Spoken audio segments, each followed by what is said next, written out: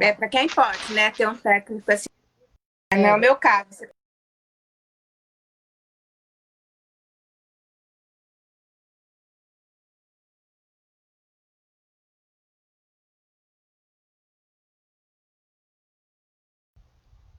Pode ir, Guilherme.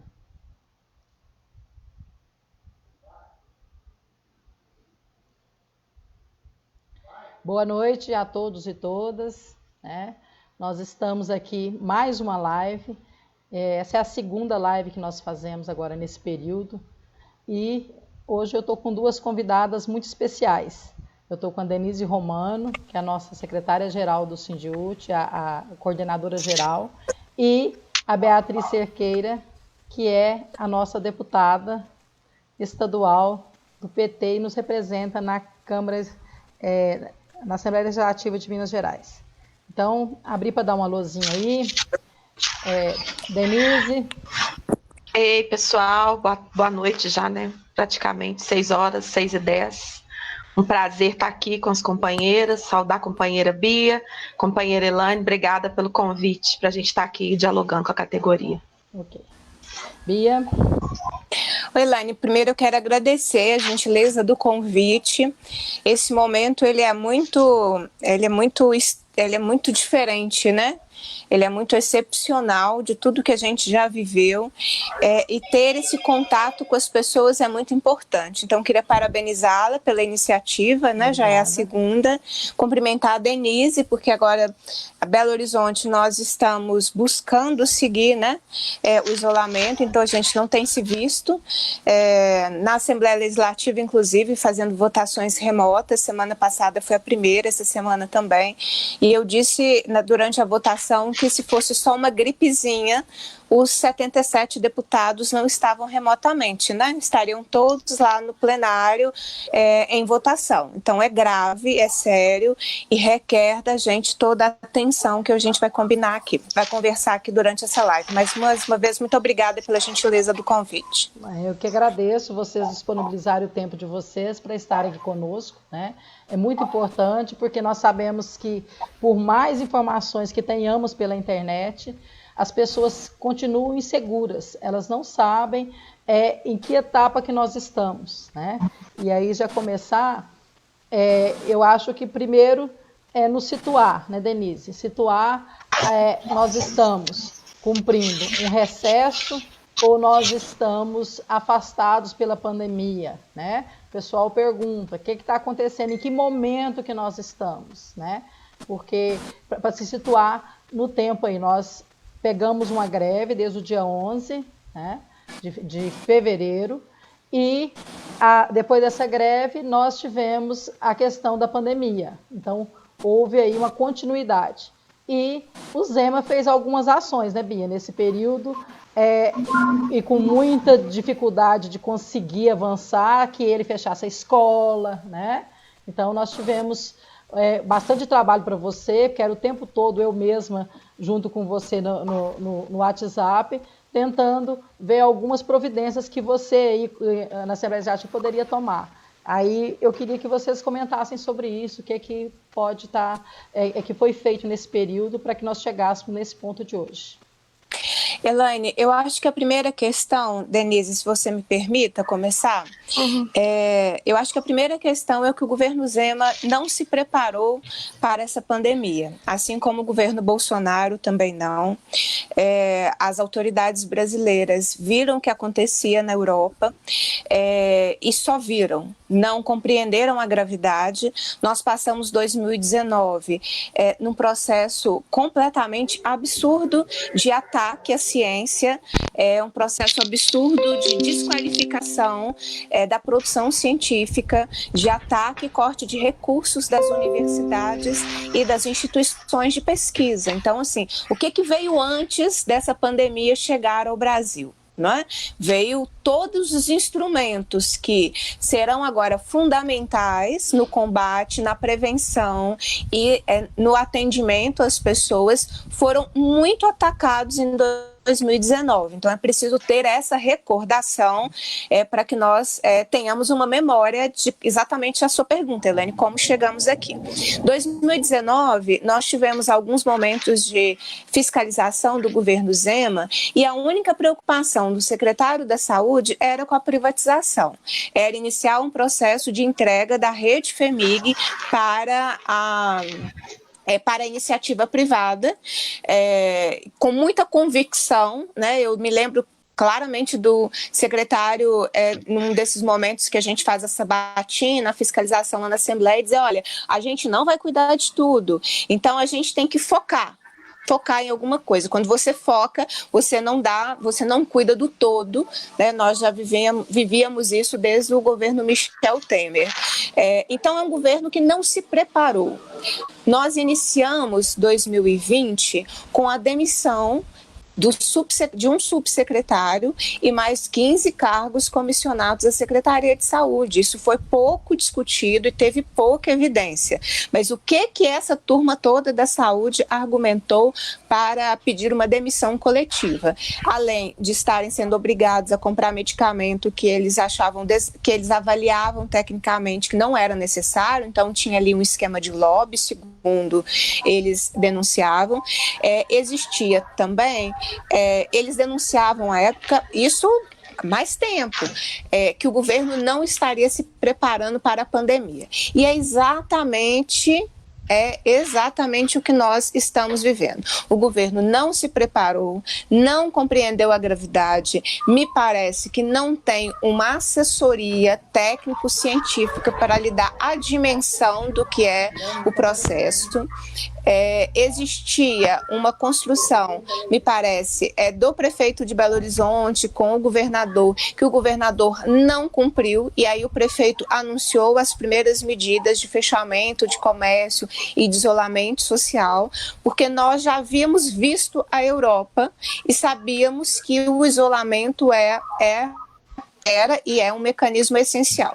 Então, para ficar numa síntese inicial, Elaine, todos que nos acompanham, o governo Zema não se preparou. E como ele não se preparou, ele também não correu atrás, ele não buscou se atualizar em ações para combater a pandemia. Assim, foi um esforço muito coletivo o Zema não ter retornado com alguma modalidade de aula depois dos primeiros 5 dias que ele suspendeu as aulas. As aulas não tinham sido suspensas por tempo indeterminado ou por um período maior. Ele suspendeu por 5 dias para uma avaliação. E não foi sem pressão, quer dizer, teve uma pressão e eu participei dela para que a suspensão das aulas acontecesse por tempo indeterminado, sem que houvesse uma dinâmica de entrega de material, de aula, seja lá o que for que eles estavam pensando, porque essa era a ideia inicial do governador. O menino vai lá na escola, pega o material e volta para casa. Ou seja, o menino quebra o isolamento, convive com a professora com o menino, um contamina o outro, e aí dissemina o vírus, que é exatamente o que o isolamento social impede que aconteça. O que ninguém quer que aconteça, né, Bia? Porque nesse momento... O isolamento, assim, aí, de fato, eu não consigo explicar. Eu espero que a história um dia explique você ter um presidente da República que incentiva as pessoas a morrerem, porque é isso que o presidente faz no momento em que ele sai para o comércio, né, incentivando as pessoas a quebrarem o isolamento. Ele desqualifica a gravidade da pandemia, né? Ele desqualifica a velocidade com que o vírus chega. E tem uma questão, Elaine, que a gente precisa começar a discutir. Os dados estão subnotificados. Tá. Não tem condições em todas as regiões, todos os municípios não conseguem fazer teste para verificar a contaminação do coronavírus. Muitos municípios encaminham para Belo Horizonte. Belo Horizonte demora 7, já ouvi 10 dias para dar retorno. Nesse meio tempo, a posição inicial de um teste, 2 testes que o município precisava, já se transformaram em 100, não é? Então, a gente não tem testes Guilherme, para todas as pessoas que procuram o sistema público ou privado de saúde. O número de pessoas que foram testadas é muito baixo até o momento e me parece que nesse momento em Minas Gerais há uma subnotificação da real situação de contaminação do coronavírus. Isso. Denise? Bom, primeiro, de novo, né? Obrigada pelo espaço, pela gentileza do convite. A Bia fez uma fala em relação ao secretário de saúde que estava preocupado com a privatização, e essa posição do governo, ela não se modifica, não se modificou diante do cenário de pandemia que nós estamos enfrentando. E aí, os impactos disso para a nossa categoria. Nós já vimos várias manifestações públicas da Secretaria de Educação em relação a que vão divulgar a qualquer momento um processo de educação à distância, que não deixa de ser um processo de privatização da escola pública, porque são empresas, são transnacionais, são multinacionais que têm investido, porque não é uma situação exclusiva de Minas Gerais, né, com convênios com a Fundação Lehman, com o Google, com as operadoras de telefonia, das mais diversas espalhadas pelo país, para trazer uma medida, e aí eu acho que é importante a gente abrir essa discussão com a nossa categoria, sabe? Em relação ao que significa qualquer que seja a proposta do governo do estado em relação a ensino à distância na educação básica aqui no estado de Minas Gerais. Então,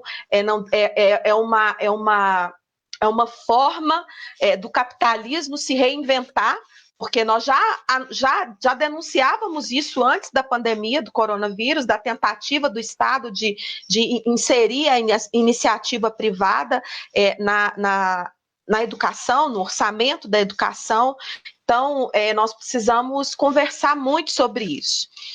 Nós estamos numa situação em que as coisas estão suspensas por conta da pandemia, né? Então teve, como a Bia já disse, a suspensão das aulas por conta da pandemia, para proteção da nossa população, dos estudantes, da nossa categoria, que acho que depois, numa escala, claro que não dá nem para comparar, mas que é uma categoria de risco, né? Porque nós temos contato com pessoas o tempo todo, né? Então, nós temos a nossa greve que está mantida, nós temos decisão da última Assembleia, que foi no dia 12 de março, mas, por enquanto, as coisas estão suspensas. Nós estamos todos em isolamento, né? Em alguns lugares, um isolamento não tão severo como o de Belo Horizonte, como que aconteceu, como que está acontecendo aqui, né? Mas é importante que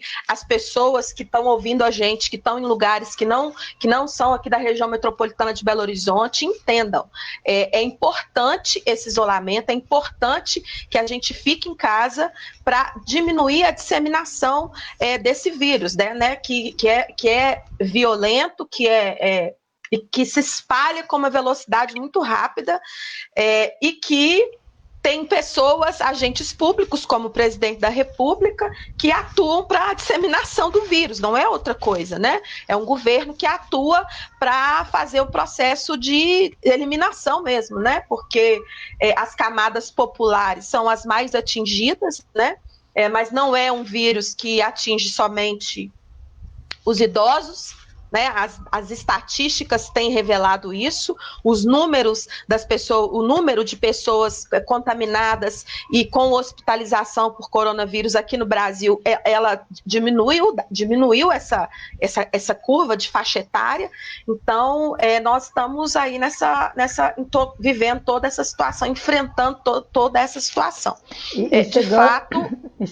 Chegando, Denise, já as primeiras participações nós estamos com 152 pessoas agora assistindo, né?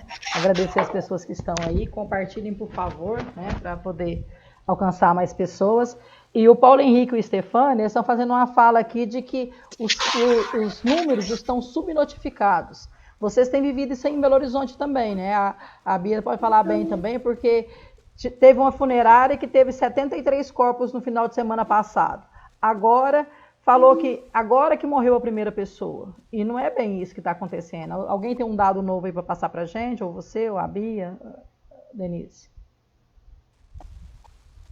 Bom, o fato, o próprio prefeito de Belo Horizonte hoje deu uma entrevista e na hora que foi perguntado sobre o número de mortos, ele disse que o importante agora é combater a contaminação.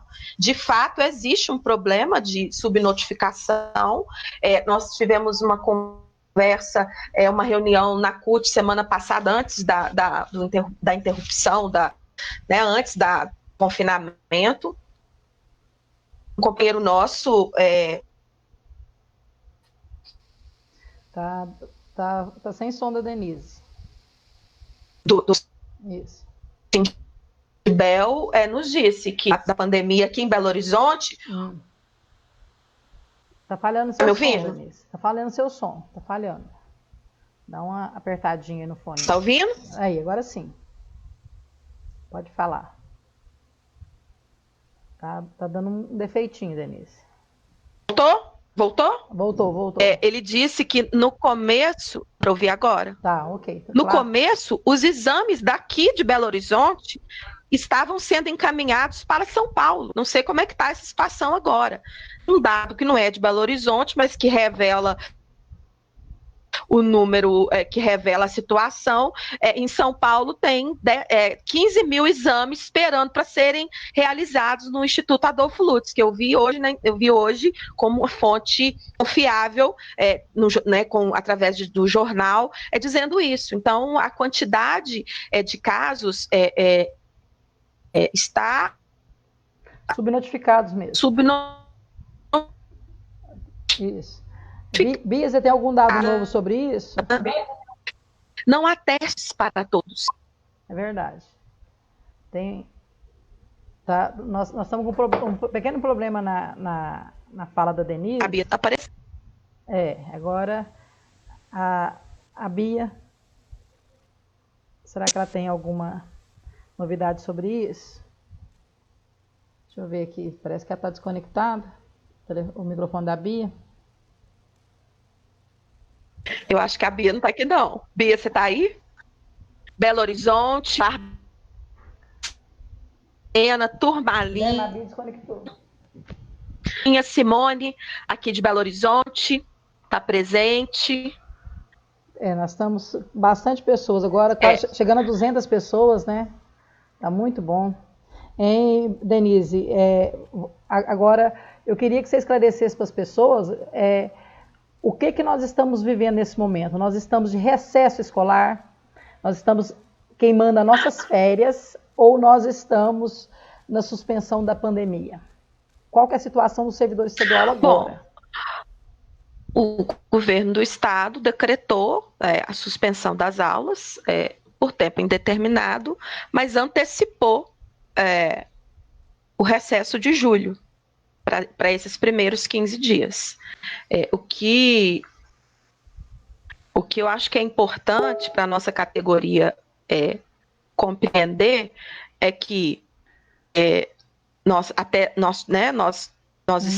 estamos, temos uma decisão de manutenção de greve, mas nesse momento todos que não só os que estavam em greve, todos os que estavam em greve e os que não estavam em greve estão no guarda-chuva, se essa palavra é a melhor para ser utilizada, da suspensão das aulas em relação à questão da pandemia, porque a calamidade, a situação de saúde pública, ela se sobrepôs às outras questões que estavam sendo, se sobrepôs a fazer greve, ou não fazer greve, né? Ou tá furando greve, ou tá trabalhando. Então, a gente precisa ter tranquilidade. O que eu acho que é importante, tem muita gente perguntando aqui sobre a questão da educação à distância, sabe? Vários estados, inclusive, já estão implementando essa proposta. A gente queria realmente que você tocasse esse assunto. Alguns estados,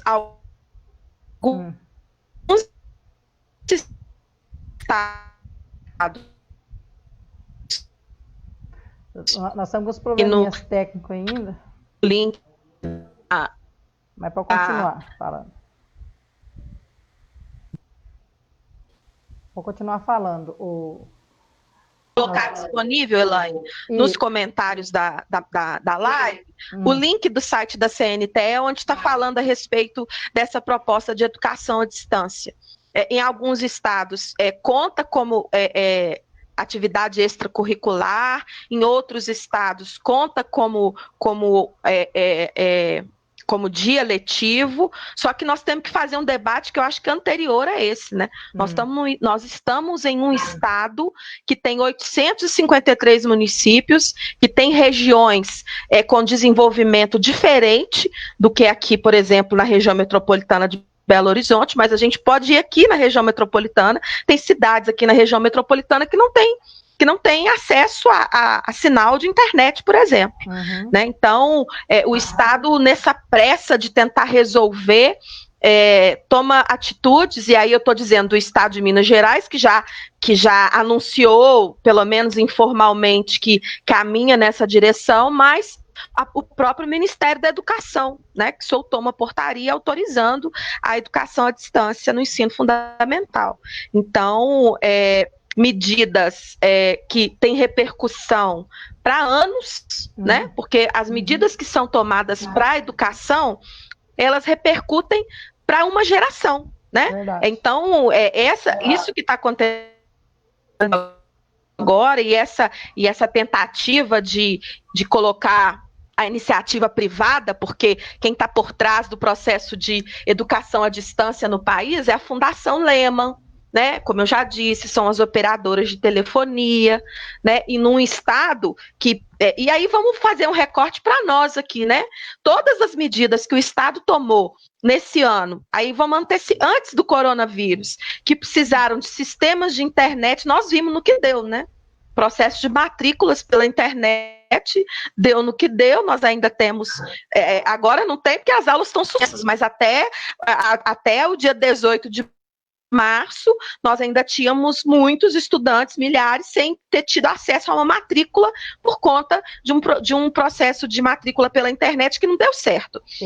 Então, o Estado vai propositalmente essa matrícula, né, Denise? Denise, só um minutinho, o que nós vamos tentar conectar com a Bia novamente, então, só dá uma pausazinha para a gente tentar aqui, ver se a gente consegue contactar com ela agora, tá? Só um minutinho. Beleza, pausa. Enquanto isso, eu vou ver os comentários. Ok, vamos anotando os comentários aí, tá? Eu posso responder os comentários, Elaine, enquanto você tenta resolver isso aí? Pode sim, pode. Beleza. Sete Lagoas está aqui. Deixa eu ver o que mais.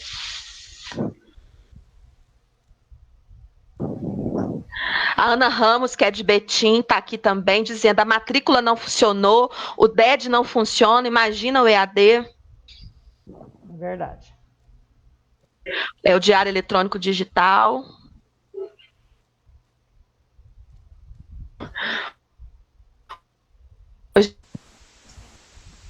O digital aqui, tá? Celular, porque aqui no computador não está aparecendo para mim comentários, todos não. Tá, estamos todos aqui. Oi? Bia, nós tivemos um pequeno probleminha, voltou. A Bia já voltou. Voltei. Isso. Bia, você acompanhou, pelo menos, o que a Denise falou? Você tem alguma coisa para complementar? Um pouco, né? Eu estava aqui desesperada tentando voltar. Então tá. Mas eu vi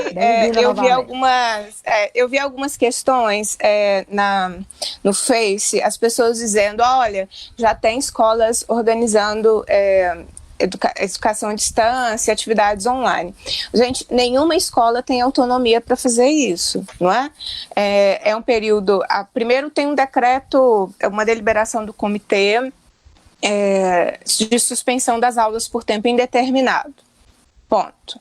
Segundo, o governador... na situação que inclusive a gente tem que debater, né, como é que não é recesso, não é férias, é uma situação excepcional de pandemia. Mas o governo, ele caracterizou esse período como um período de antecipação de um recesso. Sem identificar quais eram esses dias. Então, durante esse período, eu não posso ser convocado a fazer nenhuma atividade. Acho que essa é uma questão funcional. O que nós estamos em disputa na sociedade é exatamente o pós esse período, porque as aulas são suspensas por tempo indeterminado, mas o governo utilizando 15 dias de recesso. Então, o que nós precisamos começar a debater e elaborar é o pós esse período. E o problema que eu vejo que às vezes nós estamos tentando elaborar com a cabeça de quem já viveu o que viveu. Não é? A cabeça de quem todo ano faz o nosso ano letivo, a cabeça de uma secretaria que quer cobrar os minutos, as horas e os segundos, né? Porque é assim que a gente vive o cotidiano da escola. Gente, não é uma situação normal, é uma situação completamente diferente de tudo que a nossa geração já viveu ou as nossas gerações já viveram. Nós nunca fomos obrigados a constituir um isolamento, a fazer um isolamento social, não é? E nunca vivemos uma situação de ter um presidente contra a vida das pessoas, porque claramente é isso, né? Saiu uma simulação de um estudo britânico que já está rolando aí nos grupos de WhatsApp, mas eu queria reforçá-lo, não é? São 4 situações. A primeira, se o Brasil ficar numa situação de isolamento, a simulação é em relação ao Brasil. Se o Brasil ficar numa situação de isolamento intenso, isolado, tudo fechado, o máximo fechado, só o essencial funcionando. A perspectiva é de que nós tenhamos que enterrar e velar e chorar 44 mil mortos pelo coronavírus. Se o isolamento ele for restrito aos idosos, nós choraremos e velaremos nossos mais de 500 mil mortos. Se for um isolamento social leve, aquilo, né? Um isolamento social leve é aquele que permite contato. Nós velaremos mais que o Bolsonaro de 20 mil pessoas. É verdade. Sem isolamento, nós choraremos, velaremos mais de 1 milhão de mortos. Desculpa, nós não velaremos. Não vai velar. Porque os pais que perderam o seu filho aqui em Belo Horizonte com suspeita de coronavírus não pôde fazer o velório, né? Na Europa, as pessoas não despedem dos seus mortos num rito que nós carregamos aí por séculos, né? É a projeção. Não adianta não acreditar nela, porque são projeções científicas. E nós, nesse momento, em Minas Gerais, falta o básico. Como eu havia iniciado uma retrospectiva de 2019 do governo Zema, de que ele não se preparou, ele tem um governo de uma visão de menos Estado, então não fortaleceu o SUS, não fortaleceu os institutos de pesquisa. De 2019 para 2020, a FAPEMIG teve uma redução de investimento de quase 40%, né, que é onde a gente tem aí um grande aporte de pesquisas, ou seja, o governo Zema fez o contrário. Agora, não tem equipamento para todo mundo, agora não tem álcool gel. E a propaganda na televisão é outra, né, Bia? Ele pôs a propaganda na televisão que está desde janeiro preparado. Dinheiro... mas se pegasse o dinheiro da propaganda e investisse, talvez resolvesse, né? Porque acho que um outro debate, Elaine, assim, em que pese, né, nosso ao vivo é sobre educação, mas educação amplia os horizontes para além de nós mesmos. O governo Zema não propôs nada, efetivamente, até o momento. E a sinalização dele, vamos estudar para ver a possibilidade de abertura do comércio, além de ser um alinhamento com o presidente Bolsonaro, também expõe uma outra visão de não investir em políticas públicas. Então, o governo Zema quer voltar suas atenções para uma suposta... Denise, põe o microfone no mudo aí para nós. Numa suposta movimentação da economia, para não ter que fazer política pública. Porque se a economia não se movimenta, o governo tem que assistir aqueles mais vulneráveis, tem que fornecer condições de sobrevivência a essas pessoas. Então, como o governo não tem proposta nenhuma sobre isso, então tratar o debate sob o ponto de vista da economia versus isolamento, que é um falso debate, é a saída para ele, né? Porque quem aí achou alguma proposta do governo em relação à proteção às pessoas, à proteção nesse momento, as pessoas precisam ter a renda para subsistência. Que propostas o governo apresentou? Nenhuma, não é? Então, ele não apresenta propostas e fia no discurso da economia, por isso vamos ver que comércio a gente vai reabrir. Não é hora de reabrir nada, gente, é hora do isolamento para diminuir a quantidade de mortos. A outra, porque é disso que nós estamos falando, gente. O isolamento, ele cumpre a tarefa de nós não termos tantos mortos resultado da pandemia. Então, é uma situação atípica, não é uma situação normal. Então, não é possível nenhum gestor público achar que ainda está ali com os 200 dias letivos, as 800 horas, as 4 horas diárias, etc. Você já está respondendo a pergunta do pessoal da live. Eles estão colocando assim, como que vai se organizar diante não é possível do decreto responder de calamidade essa pergunta pública, agora. né? Não é possível responder essa pergunta agora, porque o que nós precisamos primeiro disputar no governo Zema é que a gente permaneça em isolamento, que as professoras não tenham que ir lá uma vez por semana entregar atividade para aluno, que a diretora não tenha que ter contato com a comunidade, que a SB não tenha que limpar a escola nesse período, que a assistente técnica não tenha que fazer atendimento ao público. Ela vigiando a escola. É verdade. Outro dia a gente teve que discutir para a superintendência não fazer agendamento durante o período de isolamento, não é? Então, assim, é isso que nós precisamos garantir agora. É uma situação excepcional. Então, o ano letivo, o processo de ensino-aprendizagem, ele precisa ser ressignificado. Não cabe nos conceitos que a nossa legislação e que a nossa cultura trouxeram até agora. Se nós quisermos encaixar o coronavírus, a nossa cultura de ano letivo, não vai caber, porque é uma situação completamente diferente daquela que nós já vivemos. E situações excepcionais exigem um posicionamento e uma construção fora do padrão com o qual nós estamos acostumados. Então, é isso que nós estamos lidando. Eu acho que um outro desafio, Elaine, eu não apresentei o projeto de lei à toa, eu sei da realidade, é uma realidade, a educação, ela está em todos os municípios, exatamente pela base territorial de Minas Gerais e pela dispersão nossa. Lá, a professora que é demitida em Espinosa não tem nenhuma repercussão de opinião pública em Belo Horizonte, né? Porque é assim que é a nossa dispersão territorial. E nós sabemos que o Estado faz isso, não é? Ainda perto da... Aliás, perto não, depois da suspensão das atividades, eu tive que interferir para que professoras não fossem demitidas. Nós estávamos com as aulas suspensas, com o decreto sobre pandemia do coronavírus, e ainda assim houve uma ordem para a demissão de professoras designadas. Eu tive que mediar, né? Resolveu, mas eu tive que mediar. Então, pensa bem. Então, assim, por isso que eu apresentei o projeto de lei. Eu espero que a gente consiga fazer com que ele tramite na Assembleia para impedir demissão.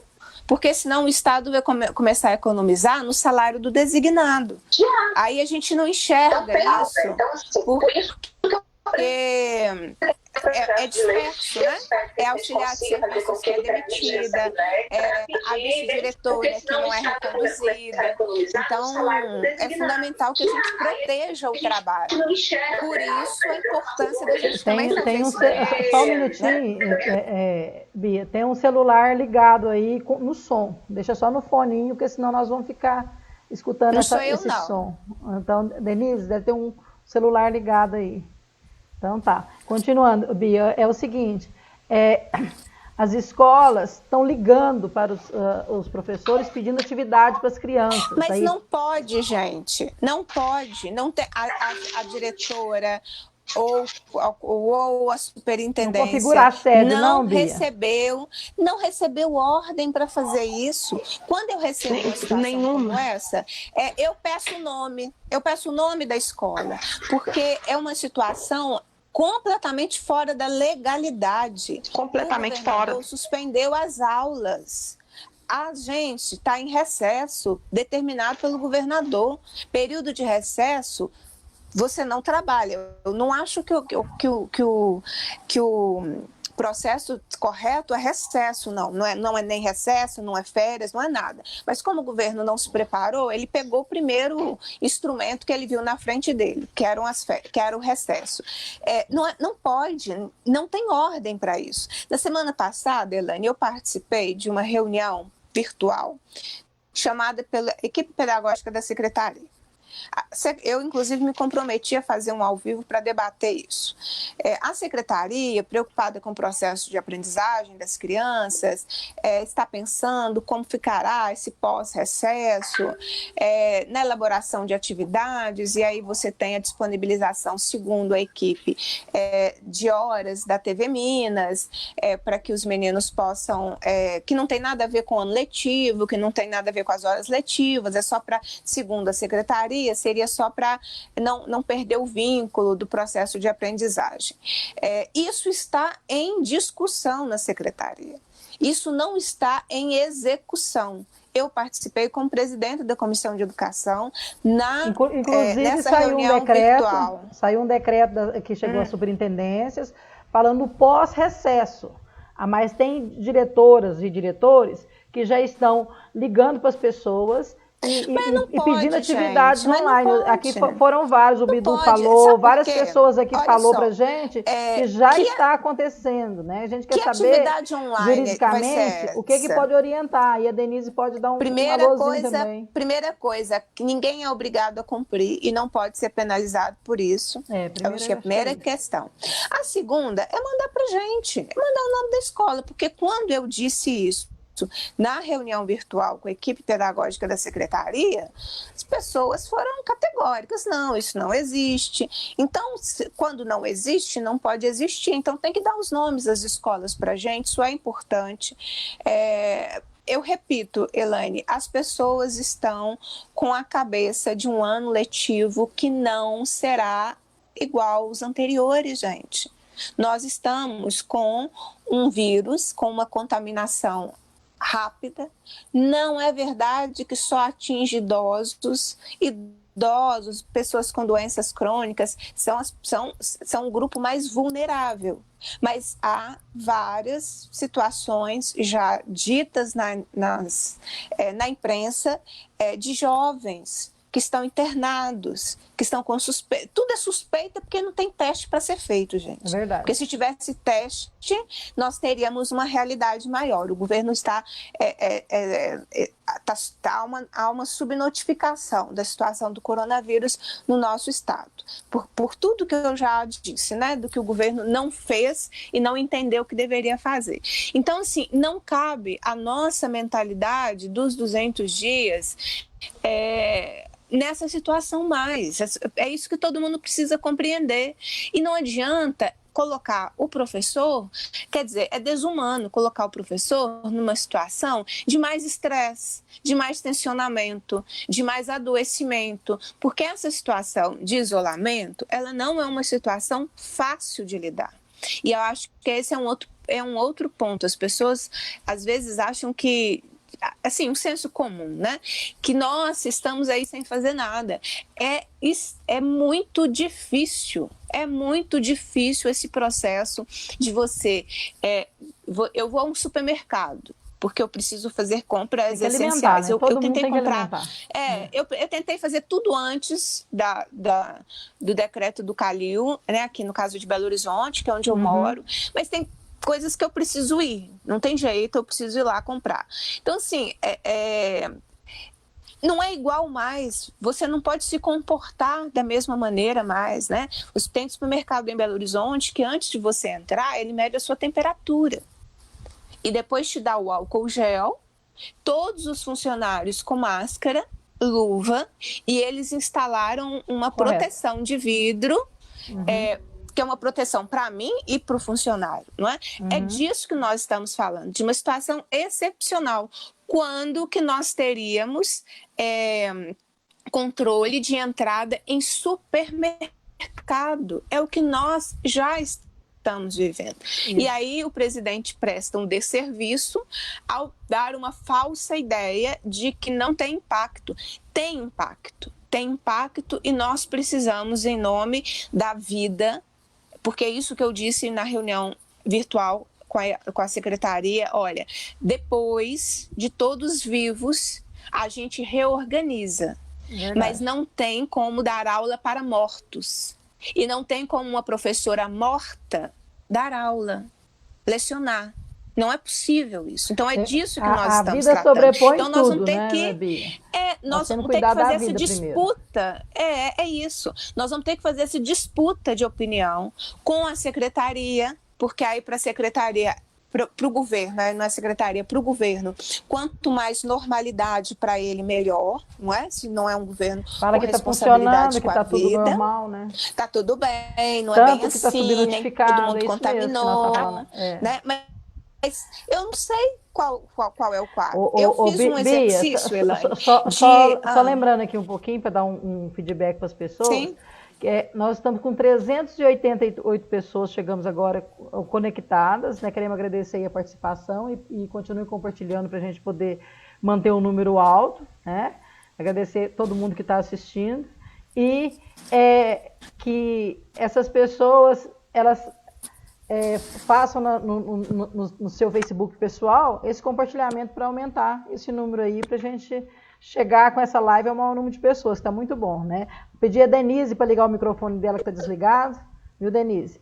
E dar uma pergunta agora, começar com a Denise, e depois eu passo para você, Bia, que você tem uma informação também aberta sobre isso, que é sobre o 13º. O pessoal está perguntando o que tem, que a gente sabe que não é nada, né?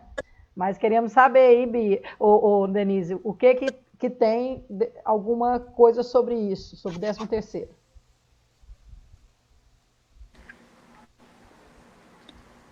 Denise? Acho que é importante que a gente... Tá me ouvindo? Estou claramente, pode falar. Você travou de novo, Denise, o microfone. Isso. Já abriu de novo. Pode falar, Denise. Não está desligado. Isso, tá ok agora. Não, eu não mexi, não. Pode falar. A gente estava, então, até o dia 12 de março, com 10% da nossa categoria ainda sem receber o 13º salário, que equivale a 50 mil, mais ou menos 50 mil pessoas. Nessa situação, ela permanece, o feito disso, o que nós estamos enfrentando, né? As famílias estão reclusas, né, nas suas casas, estão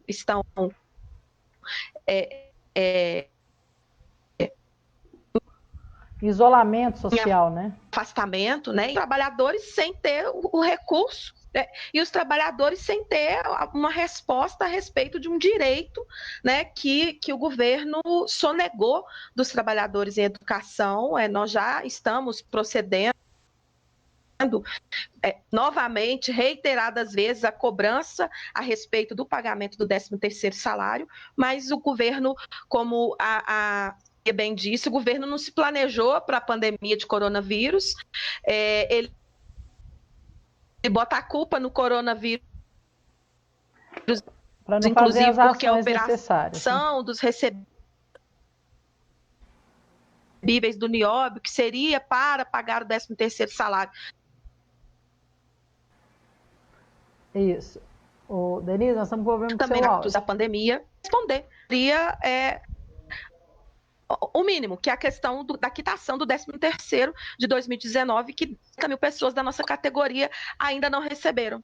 Eu não sei, eu não mexi no microfone, não. Não, mas eu acho que é o melhorou. Conexão, É a conexão. porque a hora que a Bia estava falando, estava picando também para mim. Eu não estava ouvindo direito o que ela estava falando. Então tá. Continua. Sumiu tudo? Isso. Tá, e assim, o que responder e não consegue anunciar, dizer uma data para o pagamento do 13º salário, porque vamos lembrar, antes da pandemia, 31 de março era a data que o governo tinha colocado para a quitação integral do 13º salário.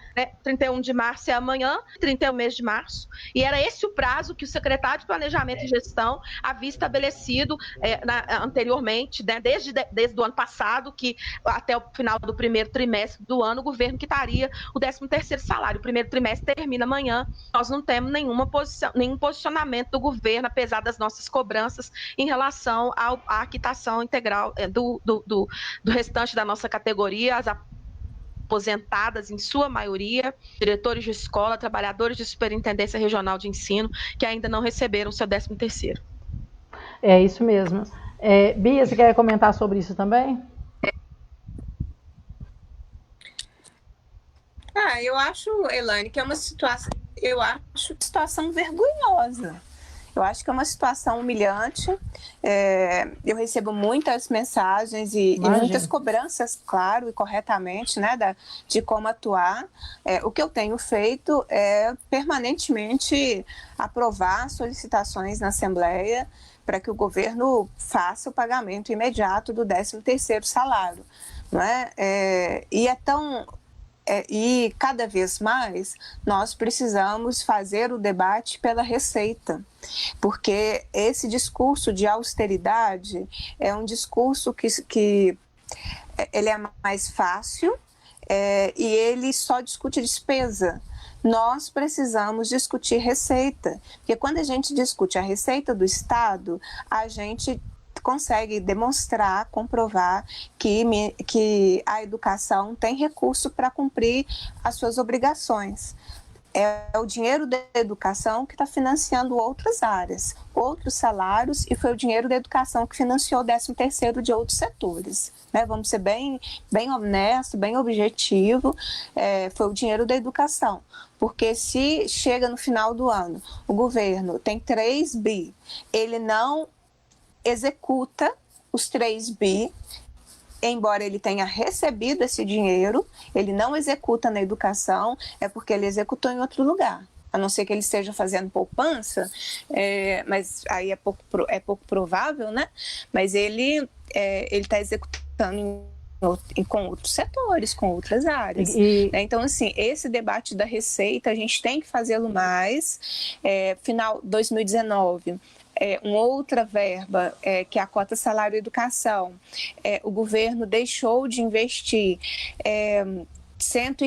mais de 130 milhões de reais. Parte desse recurso, ou esse recurso, poderia ter sido utilizado, sim, para pagamento de pessoal. Então, nós precisamos debater mais a receita, né? Fazer o debate pela receita. Porque quando chegou o final de 2019, o governo Zema tinha os 25%, a manutenção e desenvolvimento do ensino, ali tinha o dinheiro para o pagamento integral do 13º salário. Então, a gente tem que reagir cada vez mais forte. Não podemos aceitar situações que desprestigiem a educação. Eu participei da audiência de conciliação, de tentativa de conciliação, que o Tribunal de Justiça fez quando o Estado ajuizou uma ação contra a greve, foi pouco antes, né, do período do da pandemia e da suspensão das aulas, e a desembargadora disse isso, primeiro fez essa pergunta aos representantes do governador, como vocês explicam esse desprestígio com a educação? Aí eu vi o representante do governador gaguejando, né? E explicando, resposta, é discricionário. É discricionário, né? Quer dizer, o governador escolhe excluir a professora, né? Nós precisamos lutar contra isso pelo tempo que for necessário, né? Então, assim, eu não divulguei ainda, mas na semana passada eu apresentei uma nova solicitação e espero que seja votada rapidamente, mas a gente tem que fazer esse processo de pressão, porque as pessoas se sentem humilhadas. Aproveitando que você está falando da Assembleia, Bia, a Andresa está perguntando aqui como que está o andamento do projeto, tanto de segurança pública como aquele projeto. Sim. Tá dando o projeto ou veto? É o projeto, né? É o projeto da emenda salarial, né? O andamento da emenda do piso salarial. Aquela emenda. É o veto. Nesse momento, Elaine, o que aconteceu? O Zema vetou, né, a emenda que nós construímos, mas também vetou também parte do reajuste da segurança pública. Quando o governo veta, volta para a Assembleia, isso já aconteceu, foi lido no plenário do dia 12 de março. Aí foi publicado no dia 14 de março e a partir daí conta-se um prazo, são 20 dias para uma comissão especial emitir parecer, mas não é obrigado, sem comissão especial vai para o plenário, e são 30 dias do dia 14, seriam 30 dias do dia 14 para travar, a gente chama de travar a pauta, né? Vamos dizer assim, travar a pauta e o veto ir na frente, né? Passar na frente, estou falando os termos assim comuns, passar na frente dos outros projetos. Nesse meio tempo, o dia 14 aconteceu, começou a contar o prazo, mas consequência desse momento da pandemia, todos os prazos na Assembleia estão suspensos. E as nossas votações remotas estão sendo exclusivamente de ações relacionadas ao enfrentamento do coronavírus. Então, amanhã a gente tem votação na Assembleia, nós vamos votar projetos que o governo enviou para a Assembleia. Na quarta-feira, nós vamos votar um projeto, a gente está chamando de projetão, que a ideia é de uma aglutinação de partes, né, dos projetos apresentados por deputados, para que a gente tenha um grande projeto coletivo com diretrizes para o governo sobre o enfrentamento da pandemia. Então, assim, voltando à pergunta, contei isso tudo para saber, para pessoas saberem como estão as coisas, mas objetivamente os prazos relacionados aos vetos nesse momento estão suspensos e não serão votados nesse momento, porque a decisão é de votar somente questões relacionadas à pandemia, ao enfrentamento ao coronavírus. A Assembleia está com restrição de funcionamento e de entrada, né? Então, por exemplo, se fosse votar um veto, não poderia aglutinar as pessoas. Então, também, né, não nos interessaria uma votação sem pressão popular. Mas está tudo suspenso, né, nesse momento. A gente só está votando questões relacionadas à pandemia. Tá certo. Outra coisa, Denise e Bia, às vezes você tem a resposta também, que apareceu agora as perguntas aqui na nossa participação do público. O Gilberto está perguntando se vai prorrogar o concurso, né? O concurso, se vai haver prorrogação. Que então, vence agora, né? Isso. Se eu não me engano, Elaine, lá na Comissão de Educação, nós já havíamos aprovado, se eu não me engano, tá? Mas se não foi aprovado, foi apresentado por mim, a prorrogação do concurso. Isso eu já apresentei, porque é necessário, nós não podemos ficar sem concurso em vigor. O concurso, gente, ele é importante, assim, para a pessoa que faz o concurso, é super importante, porque ela tem uma expectativa de ser nomeada. Mas, assim, o concurso é importante para a sociedade. Quanto mais concursados, mais forte é o Estado na prestação de serviços. Então, uma situação assim, vou pegar um exemplo. Quando aconteceu o crime da Vale, lá em Brumadinho, com o rompimento da barragem, e aí foram atuar lá todos os setores da segurança pública, aquelas pessoas que atuaram lá, Corpo de Bombeiros, a Polícia Civil, a Polícia Militar, todos aqueles setores estavam, em média, com uma defasagem de 30% a 40% de pessoal. É claro que isso tem impacto. É claro. É claro que todos trabalharam muito, deram toda a sua disposição de vida para atuar naquele enfrentamento daquele crime, em defesa das famílias, né? Defensoria Pública também atuou muito, mas não tenhamos dúvida, teve uma sobrecarga de trabalho para todos, para os peritos, para os bombeiros, para todos que atuaram. Então, é fundamental ter concursos públicos, porque eles fortalecem. Há quanto tempo não tem um concurso público na área da saúde? Que vai acontecer agora, a sobrecarga agora. Denise. Qual seria a nossa resposta se nós tivéssemos um sistema bem forte, bem robusto, bem Estado, né? Mais Estado. É mais Estado, porque é o Estado que vai proteger as pessoas. Verdade. Não é iniciativa privada. Lá na Unimed, você entra com a carteirinha. Você entra colocando seu dedinho lá, e se o seu dedinho disser que você é um cliente e que o seu boleto está pago. Quem é que vai assistir as pessoas? Vai assistir as pessoas é o Estado. Quem é que está fazendo pesquisa para desenvolver a vacina, para que nós possamos sair dessa pandemia? Balbúrdia, né? Os nossos cientistas nas universidades, os parasitas, como diz o Paulo Guedes, públicas de pesquisa. Os parasitas. Né? Então, assim, tem que fortalecer o Estado, porque claro, é o Estado que responde às demandas coletivas. A empresa, ela lucra. A função dela é o lucro, a função dela nada tem a ver com coletividade, com responsabilidade social, embora tivesse também, né? A Denise parece que quer falar alguma coisa. A gente tem que fortalecer o Estado.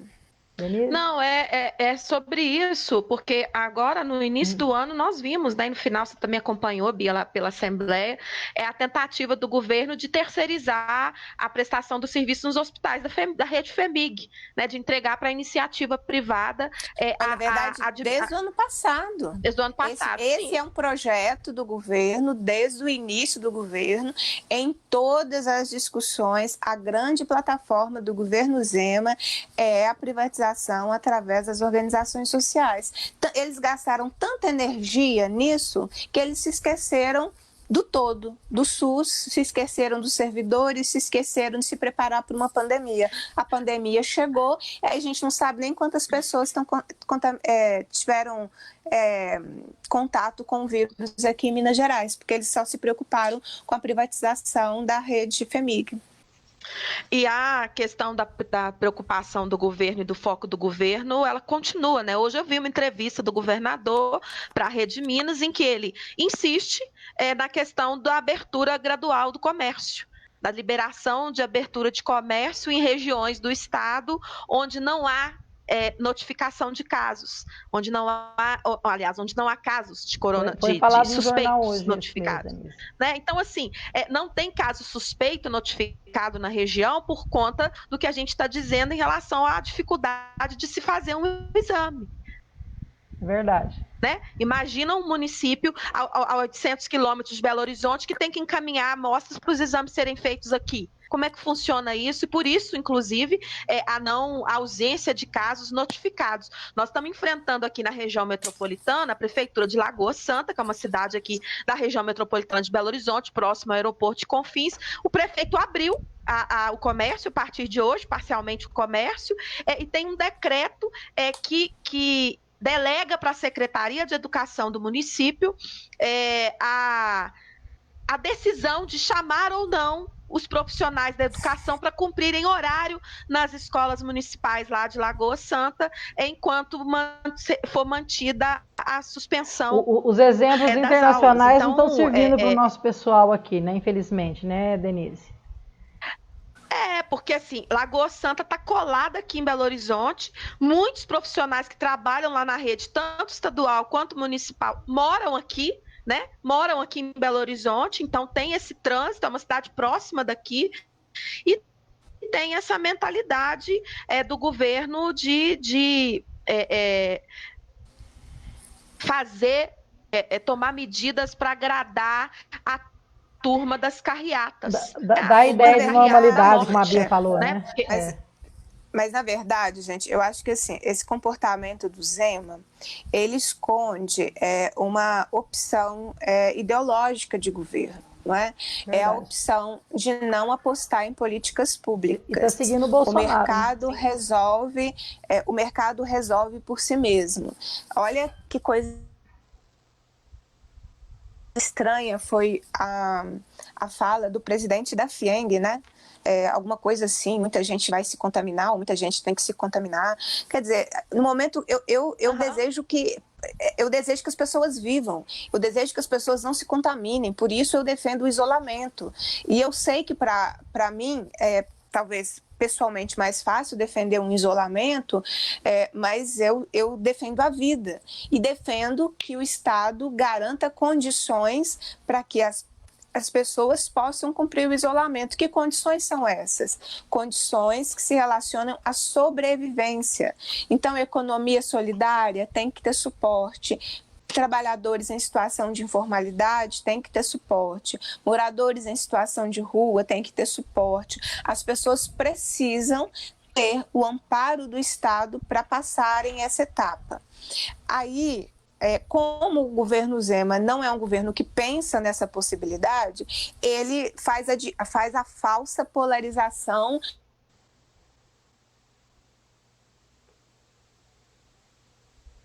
E agora, Guilherme?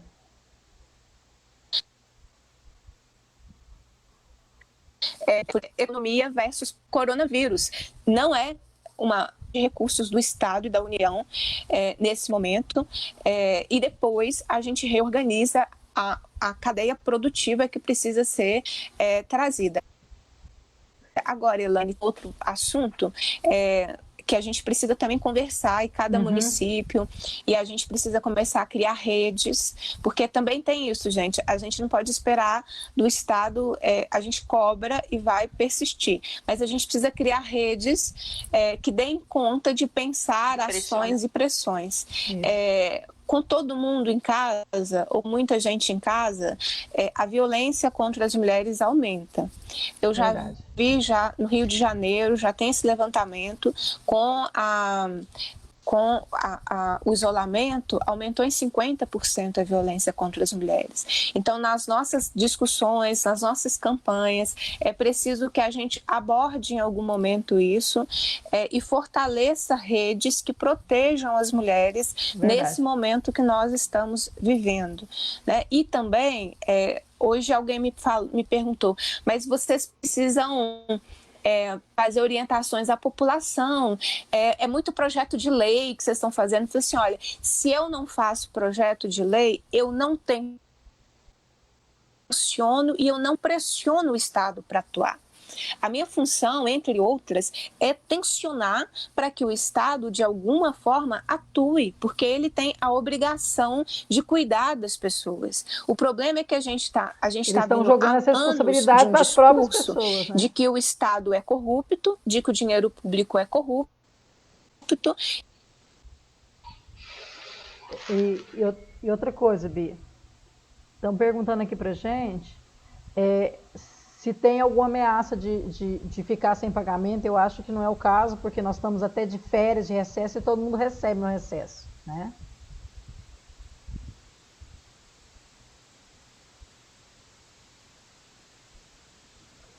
Guilherme, estou sem som.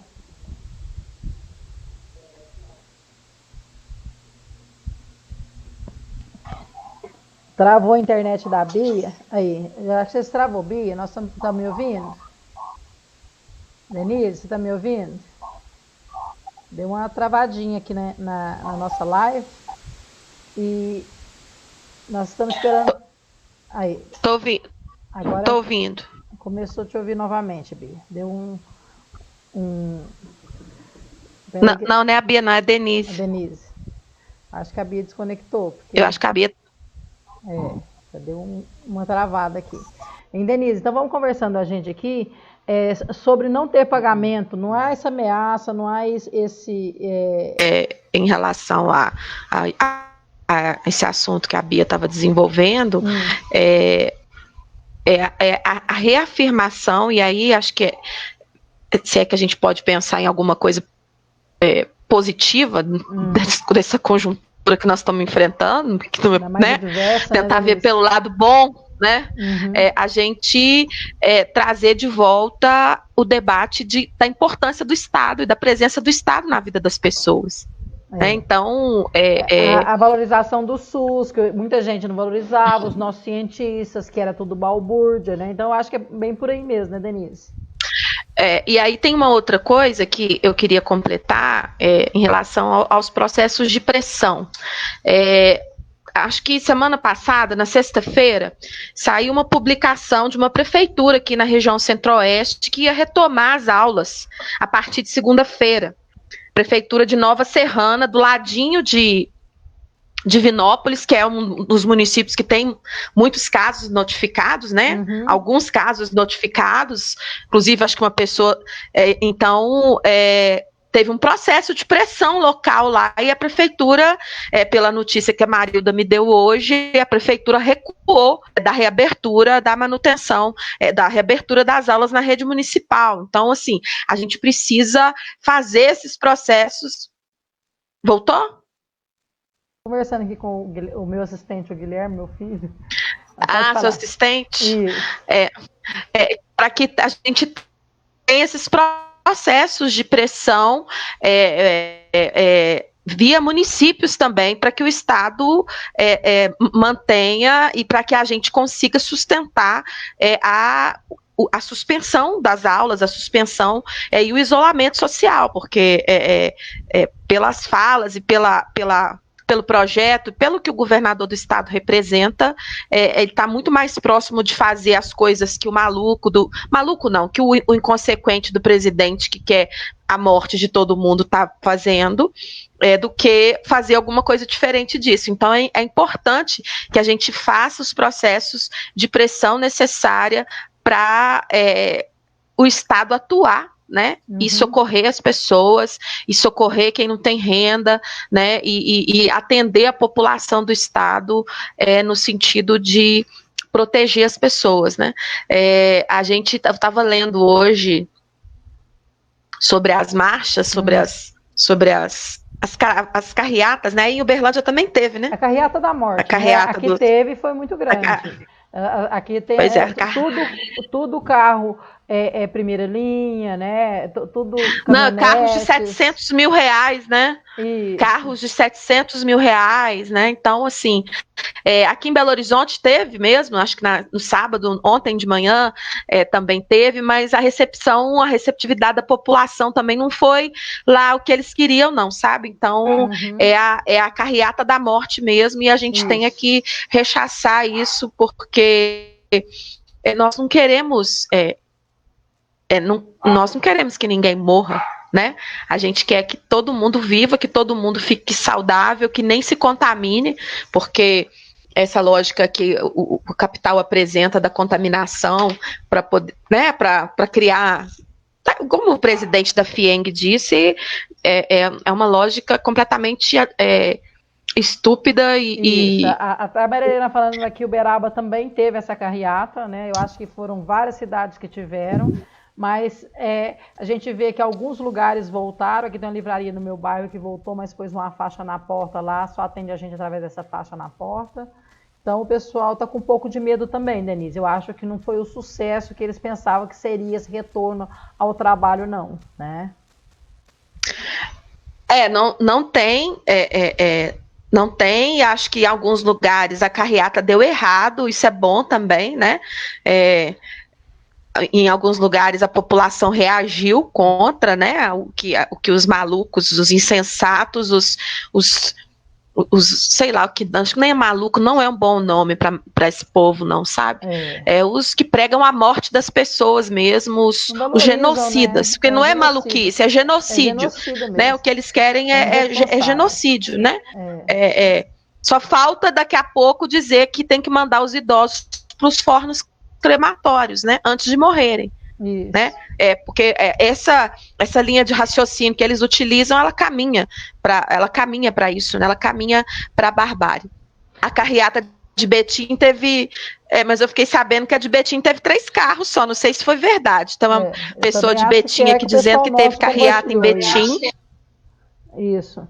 Mas eu acho assim, Denise, que nós temos agora que tranquilizar. Eu queria até que você falasse com a gente. Nós estamos tentando contactar a Bia aqui. Acho que ela já está entrando. E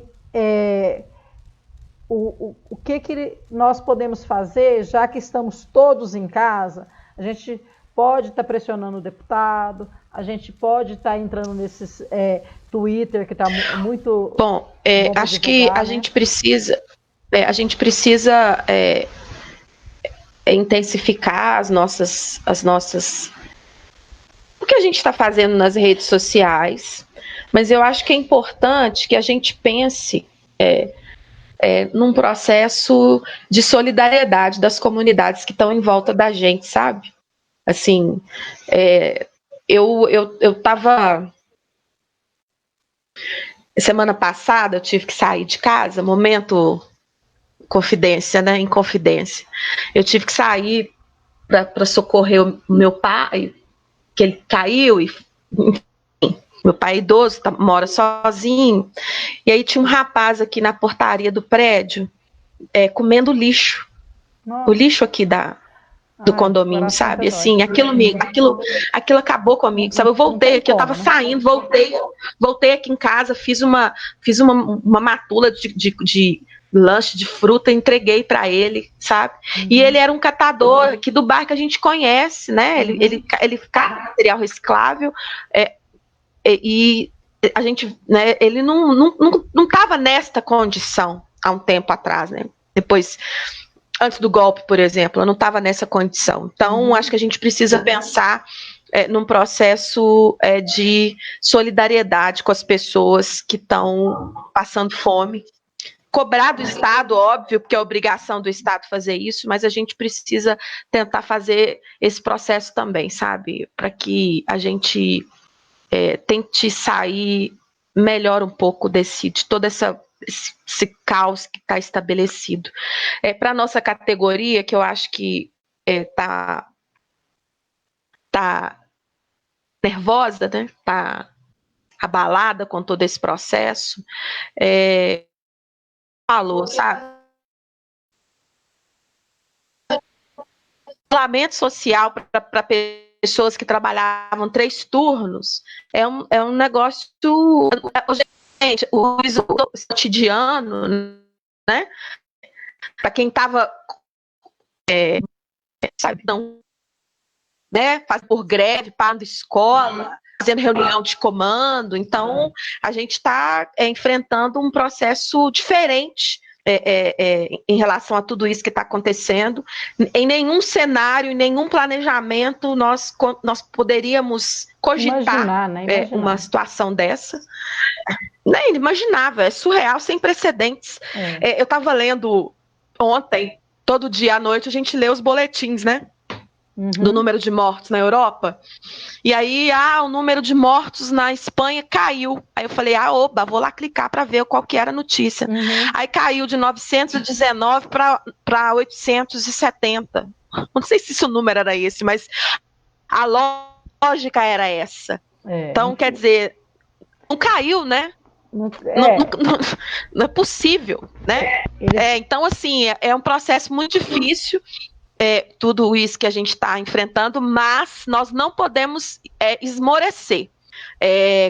As medidas e as ações do governo e reabertura de comércio, eu estou vendo aqui as pessoas dizendo aqui que em algumas cidades o comércio reabriu, isso vai acarretar um processo de contaminação. Nós ainda não estamos no auge da curva de contaminação, segundo os estudiosos estão dizendo, tem vários estudos aqui no estado de Minas Gerais, né? Para recortar para o estado. Denise, Então, assim, só te cortando um pouquinho, sim. o Zé Miguel e mais uma outra pessoa aqui, a Silvânia, está perguntando sobre o pagamento, se tem alguma coisa sobre pagamento, já que é férias, já que é recesso, se tem possibilidade de não vir pagamento, se tem alguma coisa que o governo conversou conosco, com o Sindiúti. Não, primeiro que não é férias, né? Essa aqui é a primeira questão, eu estou colocando óculos aqui para enxergar as perguntas aqui. Nós não estamos num processo de férias, o governo chamou de recesso, porque achou, né, um instrumento, como a Bia tinha falado, para férias, não é recesso. A questão da manutenção da folha de pagamento é uma cobrança que nós precisamos fazer. Porque antes de acontecer o coronavírus, antes de acontecer a pandemia, nós já estávamos no processo da chantagem. Mas agora eles vão colocar tudo na conta da pandemia. Eles não vão querer falar que isso vai fazer depois, que vai pagar o pessoal que aposentou, que tem 13º, que tem férias prêmio para receber depois da pandemia. Vai servir de mais uma desculpa, né? É isso, Denise? Elaine, eu não vou afirmar isso, mas eu acho que nós temos que ficar alerta, que nós temos que ficar vigilante em relação a isso, porque o governo do estado tem um histórico, né, de pegar os nossos recursos e fazer outra coisa com eles. O que nós precisamos é continuar no processo de vigilância, continuar no processo de pressão, e vamos, hoje é 31, hoje é dia 30, amanhã é o último dia do mês, nós vamos amanhã proceder uma nova cobrança ao governo em relação ao 13º salário, porque a própria data que o próprio governo disse em reuniões conosco, nós já havíamos divulgado isso em janeiro, é de que o salário seria pago até o final do mês de março.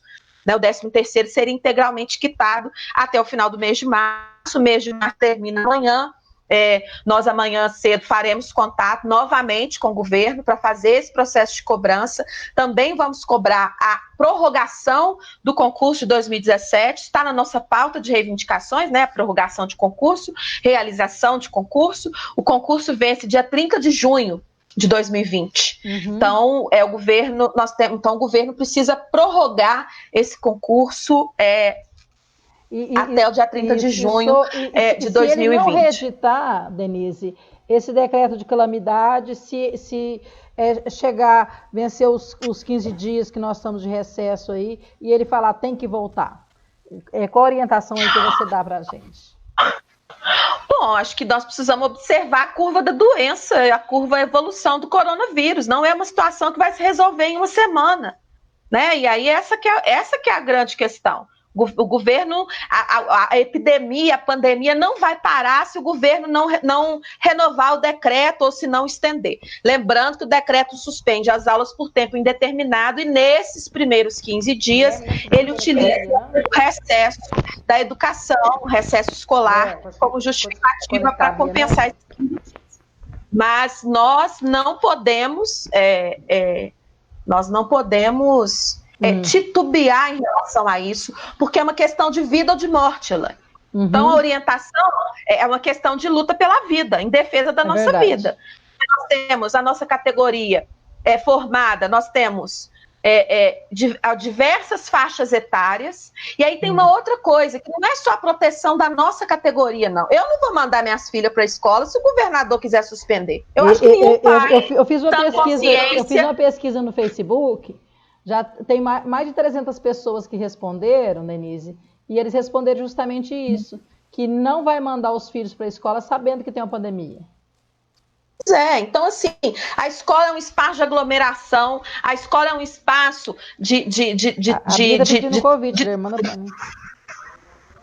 A escola é um espaço de troca, a escola é um espaço de interação, então não há que se falar nisso e tem que pressionar para que a gente consiga manter as escolas sem funcionamento em defesa da vida, porque é isso que está em jogo. Não é outra coisa, não é outra coisa além disso. É defesa da nossa vida como profissionais, como trabalhadores que estamos na escola, a defesa da vida dos nossos alunos e dos familiares dos nossos alunos e dos nossos familiares também. É uma questão que é de vida ou de morte, literalmente. Então, nós não podemos titubear em relação a isso. Outra pergunta que saiu aqui é se tem alguma coisa sobre orientação sobre os consignados. Se tem alguma coisa. A Beatriz apresentou um projeto de lei, né? Que está na Assembleia Legislativa, pedindo a suspensão do desconto dos consignados, né, dos trabalhadores, né, dos servidores públicos estaduais. Não teve, acho que ele não foi a pauta, esperando a Bia voltar, mas acho que ele não foi a pauta de votação. Com ela aqui Quem sabe ele vai à pauta de votação, aí é ela que tem que explicar isso para a gente, mas ele ainda não foi à pauta de votação. Seria uma boa medida, porque banco lucra muito, né? Os bancos lucraram bilhões de reais no ano passado e esse respiro para os servidores seria muito importante nesse momento em que nós, que somos servidores públicos, estamos sendo as pessoas que socorrem os nossos familiares, que são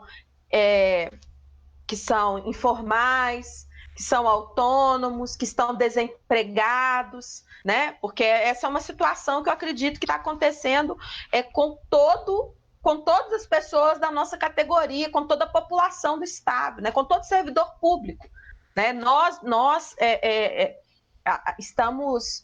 voltamos a ser, né, os arrimos das famílias e socorremos os nossos parentes, os nossos familiares em relação a isso tudo que a gente está enfrentando de isolamento e de desemprego que já estava colocado há um tempo, né? O coronavírus não é a causa de todos os males. Não, nós temos que voltar atrás, né? No golpe, deputado que fica postando vídeo falando que tem que lavar a mão, passar álcool em gel, mas votou na emenda constitucional 95 que congelou os investimentos em educação e saúde por 20 anos. Né? Aí tem que ver a turma. Né? Aí a gente tem que aprender a fazer as leituras corretas da realidade. Né? É duro, né? Mas, assim, tem governadores que estão agora com a pauta da disputa e da defesa da vida, mas eles ajudaram a fechar hospitais nos estados deles anteriormente. Vamos lembrar que os companheiros da rede FEMIG estavam em greve. Eles suspenderam a greve por causa da epidemia, para poder prestar, porque eles estavam cumprindo escala de atendimento lá, fixada pela Justiça, porque o governo Zema também judicializou a greve da FEMIG. Os companheiros suspenderam a greve em nome, né, do atendimento à população.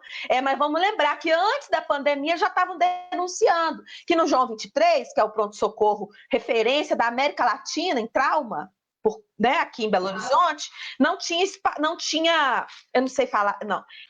Esparadrapo é o termo correto, né? Que é o esparadrapo que se usa no hospital. Não tinha esparadrapo para colocar na veia pulsionada. Aí eles estavam usando fita crepe, porque não tinha esparadrapo. Do congelamento. Exatamente. Exatamente.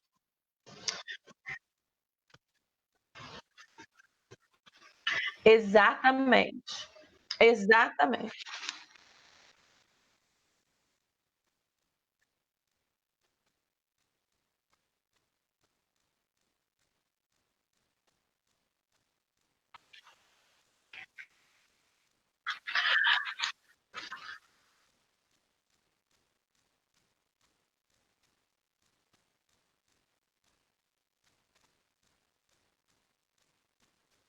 Uhum.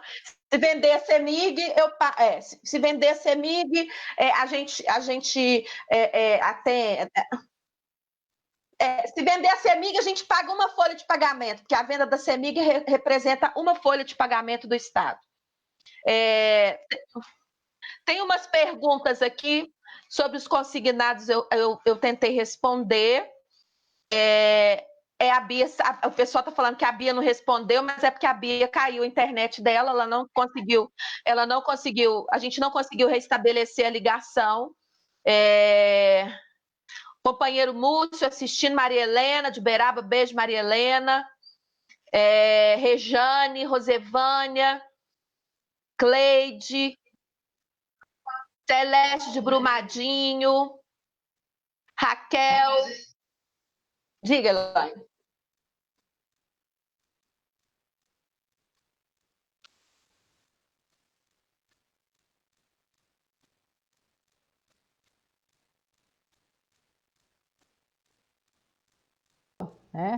Nós tivemos pessoas que passou por aqui, o Guilherme aqui da Subsede, o nosso presidente, o Raul, né? A Maria Helena de Uberaba, várias pessoas, Conceição. Então nós tivemos assim, realmente muitas pessoas aqui. Nós estamos tentando restabelecer a Bia novamente para a gente que ela faça as considerações finais, né? Para a gente poder estar vendo o que vai ser feito, né? A gente sabe que ela enviou vários projetos e nesses projetos consta mesmo que ela tem feito projetos tanto para o contratado, igual ela fez um essa semana, né, Denise? Você quer falar sobre esse projeto do contratado?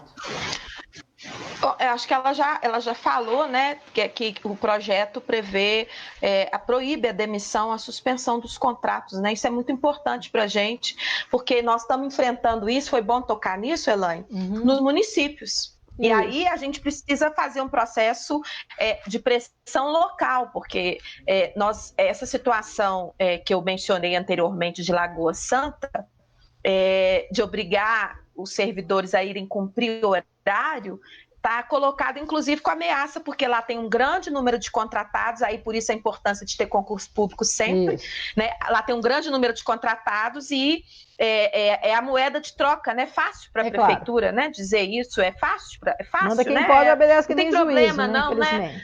Mas porque aí assim as pessoas tratam o trabalhador, o vínculo os gestores, né? Tratam com muito desdém, né?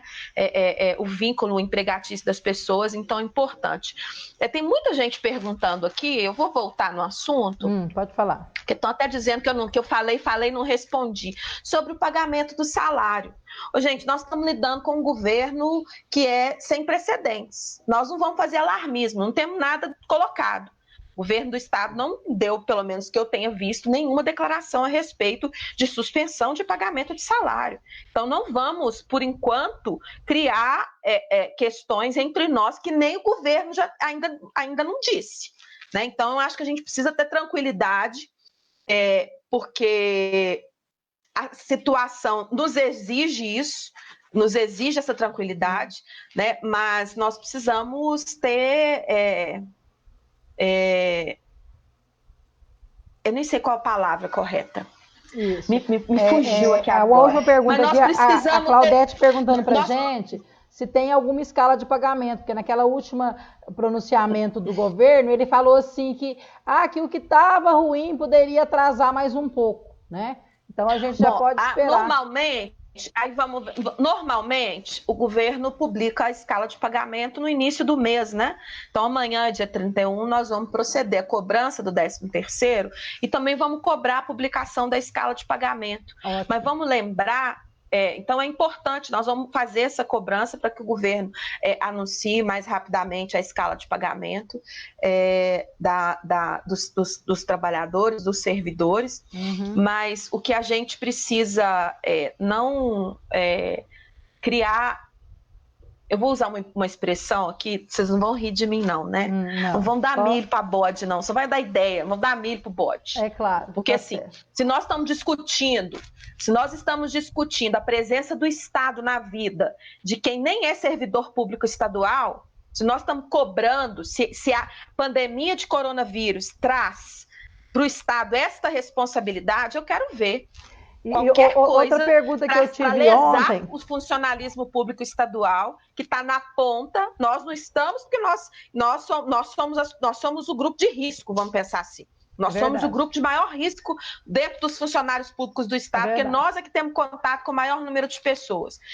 Nós somos do grupo de risco. Nós queremos ver. Então, acho que assim, vamos ter tranquilidade, nós vamos fazer as cobranças.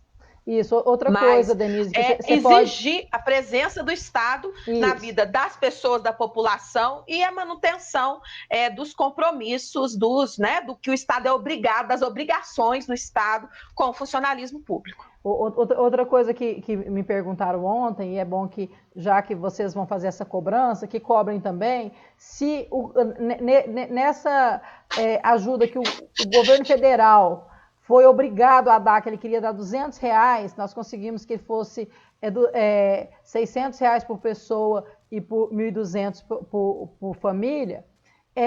Esses professores que são contratados e não conseguiram emprego, eles podem fazer o cadastramento? Como que a gente pode ou questionar isso com o governo amanhã para dar resposta para a gente depois? O que você acha que pode ser feito? Eu acho que precisa, primeiro, esperar, não sei, eu não estou acompanhando aqui, eu não sei se já teve a votação lá no Senado. O Senado estava votando hoje, eu não sei o que aconteceu. Mas aí depois da votação do Senado ainda tem outros trâmites, e aí eu não vou dizer achismo, assim, sabe? A gente precisa examinar a legislação aprovada, qual é o alcance dela. Para ver se esse guarda-chuva vai abarcar todo mundo. É isso mesmo. Para a gente poder fazer uma orientação correta para a categoria, né? Então é importante que a gente tenha acesso, que a gente visualize, veja quais são os elementos, e aí não é possível fazer isso agora, porque ainda tramita, né? No poder legislativo, e depois vai para a sanção do poder executivo. Tem os trâmites que eu não consigo, eu tenho uns nomes específicos que me fugiram aqui agora, mas eu acho que a gente precisa aguardar, esperar para ver, e nós precisamos cobrar para que o governo do Estado faça políticas de geração de renda, de socorro às pessoas aqui em Minas Gerais também. Então, essa que é a questão acho que é primordial para nós. Eu vou caminhar aqui para as minhas considerações finais. Você me deu eu quero só esclarecer para as pessoas que estão esperando a Bia retornar. A gente entrou em contato com ela, o Guilherme, meu filho, entrou em contato com ela no telefone. Ela pediu para agradecer, que ela tentou reconectar, não conseguiu, mas que se quiserem que ela responda alguma pergunta, marca ela nos comentários, que ela irá responder para essas pessoas as perguntas que eles fizerem. E já aqui agradecendo a participação da Bia, né? Nós tivemos aí uma boa participação, deu para ela falar muita coisa, mas faltou muita coisa, os projetos que ela tem encaminhado para todo mundo, não só para a educação, para ela falar, mas ela vai ter outras oportunidades de outras lives para falar também. E agradecer mesmo a participação dela, e está aberto para você fazer suas considerações finais, Denise. Bom, eu queria agradecer, eu estava vendo aqui, porque a gente está aprendendo a lidar com a tecnologia, né? Nós já estamos num papo tão legal que já passou mais de 1h e 40 minutos, tá? Eu não consegui ver os comentários na tela do computador, não, porque... eu estou aqui olhando para o celular, para cá, para lá. As minhas assessoras aqui de casa não vieram aqui me ajudar, não, mas tudo bem.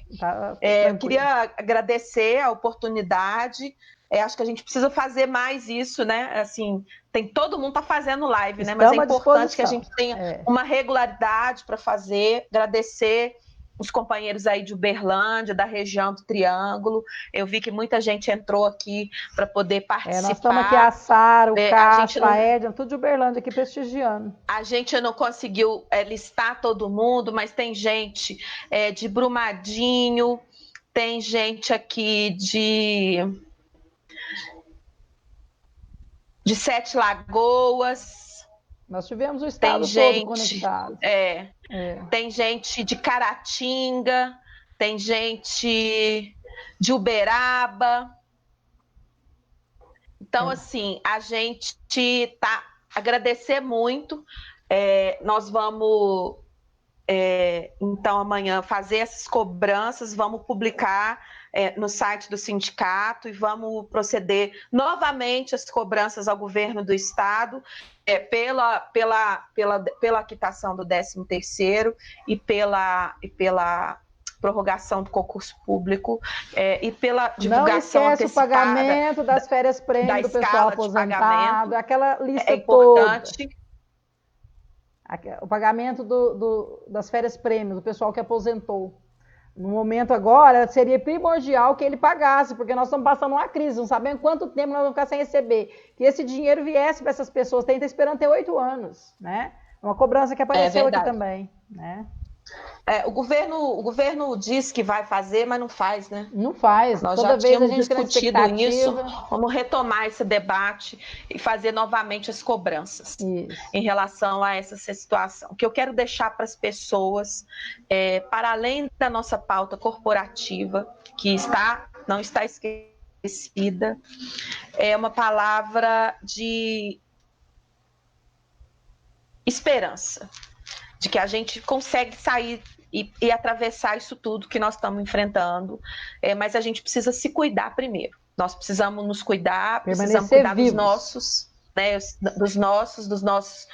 das nossas famílias, dos nossos, né, para a gente sobreviver a isso tudo, para a gente conseguir sobreviver, porque a palavra é essa. Eu sei que não é fácil ficar em isolamento, não é fácil para ninguém, nem para mim, nem para você, Elaine, nem para todo mundo que está assistindo. Nós estamos loucos. Não é fácil. Processo difícil, sabe? É um processo difícil. A cabeça da gente fica cheia de minhoca, porque você fica vendo bombardeado o tempo todo por informação, né? Cada informação pior do que a outra. A gente sente impotente, então, né? Porque nós trabalhamos com mobilização. Nós não podemos mobilizar as pessoas, podemos pôr gente dentro da Assembleia Legislativa. Então a gente tem a ideia de que não vai conseguir muita coisa. Então é isso que o pessoal está passando em casa. Não, mas então a gente precisa acreditar. Isso. Acreditar acho que a palavra é essa que mesmo, um outro mundo é possível. Que um outro mundo é possível, que tem outras análises sendo feitas, que eu acho que é importante, que depois a gente fazer uma live, chamar uma pessoa para fazer uma análise mais ampla disso tudo, sabe? Do ponto de vista histórico, sociológico, né? Filosófico, político, de tudo isso que está acontecendo, e a gente resistir e sobreviver. Eu acho que eu tenho tem uma metáfora, não é uma metáfora, assim, eu tenho uma vez eu perguntei para um bombeiro como é que os bombeiros faziam quando estava pegando fogo na copa da árvore, porque quando está pegando fogo na copa das árvores, quer dizer que o incêndio está sem controle, ele não tem controle. Não é possível apagar um incêndio numa floresta quando está pegando fogo na copa das árvores, sabe? E aí eu perguntei para ele como é que eles faziam quando acontece isso. E ele me falou, a gente senta e espera o fogo apagar. Então, assim, a gente precisa entender o que nós estamos enfrentando, a lutar pela nossa sobrevivência, que é a mais importante, é dos nossos. Não quero que a minha mãe morra, não quero que meu pai morra. Eles são idosos, né? Os avós, os nossos filhos que têm problemas respiratórios, nós não queremos que ninguém que seja tirado de nós por conta dessa pandemia. Então, não escutem o presidente, não escutem o ignóbil, não escutem o mentecapto, escutem os estudiosos, escutem os estudiosos da UFMG, da Universidade Federal de Uberlândia, da Universidade Federal do Rio de Janeiro, da Universidade Federal do Vale do Jequitinhonha e do Vale do Mucuri. Escutem os médicos infectologistas, a fundação, as organizações que estudam e se dedicam a estudar a saúde, a estudar o comportamento do vírus. Não caiam nas fake news, não caiam nos áudios que não tem procedência, o áudio que não tem identificação, o áudio que diz que vai acontecer alguma tragédia, mas não fala quem é que falou, não se identifica. Não repassem esses áudios para frente. Sabe? Nós podemos barrar esse processo de desinformação que o governo federal gosta de fazer através das redes sociais, de desmentir, de mentir, e de desmentir o desmentido, porque isso também eles fazem. Então, a gente consegue. Nós temos essa capacidade. Então, vamos disseminar informações concretas, informações importantes, vamos disseminar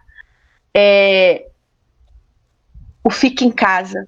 Isso. Eu acho que a palavra-chave é essa, né? Fique em casa. Fique em casa. Fique em casa para interromper o processo de contaminação. Muito bem. Não é fácil ficar em casa, mas a gente precisa ficar para proteger os que estão lá fora trabalhando, tá certo, nas profissionais da saúde, os que não estão trabalhando porque estão no processo de isolamento social, para que a gente sobreviva a isso tudo. Então, eu quero agradecer muito, a gente se comunica aí através do site do sindicato, e a gente faz uma nova live aí, vamos combinar, Elaine? Uma nova live na próxima semana, né? As outras regiões também, se quiser. Meu filho, agradecer o Guilherme, né? Que Obrigada, Guilherme, estou escutando aí toda hora, Guilherme, e acabou o Guilherme. O Guilherme, que sem ele... Muito obrigada, Guilherme. Pois é, o Guilherme que é o técnico. Obrigada a todos que dedicaram mais de 1 hora do seu tempo. Nós estamos a 2 horas diante dessa conjuntura, para 2 horas para ouvir. Passa rápido. Então, obrigada demais. Muito obrigada mesmo pela disponibilidade, pela gentileza do convite. E a gente está à disposição para enfrentar essa conjuntura que a gente nunca correu, né, de nenhuma, né? Então, mas nós vamos enfrentar essa ficando em casa primeiro, porque nós não vamos encarar o vírus no peito e na bala, como muitos aí querem fazer, né? Tá certo. Induzir a população, né? Então, nós temos que cumprir as orientações e aguardar e esperar, porque vai passar. Isso. Vai passar. Não sabemos quanto tempo vai demorar, mas vai passar. E nós vamos estar aqui firmes, se eu cobrar.